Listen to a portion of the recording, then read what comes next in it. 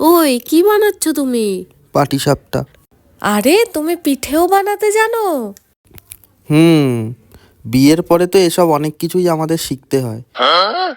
দেখি চেষ্টা করে কতটা কি করতে পারি, আর আপনারাও দেখুন আমি কিরকম মানে টেরা বেঁকা পিঠে বানাচ্ছি। উনি যখন বলেই দিলেন তাহলে তো আপনাদের বিষয়টা একটু দেখতে হয় কি, তাই তো? তো এখানে এই যে পিঠেটা এরকম পাতিয়ে নিয়ে তার উপর ক্ষীর দিয়ে দিয়েছেন। এবার আমাদের পিঠে তোলার জন্য এরকম একটা ঝিনুকের খোল রয়েছে, সেটা দিয়েই পিঠেটা তোলা হয়। তো সেটা দিয়েই দেখে দেখে সেটা দিয়েই চেষ্টা করছেন আর কি তোলার। তবে নিচেটা কাঁচা থাকায় পিঠেটা একটু ছিঁড়ে ছিঁড়ে যাচ্ছিল, তবে শেষমেশ মোটামুটি ভালোই উঠলো। আর এই ভিডিওটা কিন্তু বহুদিন আগেরই, আমি এই কদিন সময়ের অভাবে আর কি ভিডিওটা এডিট করতে পারিনি। আশা করি সবারই মোটামুটি পিঠে খাওয়া শেষ হয়ে গেছে।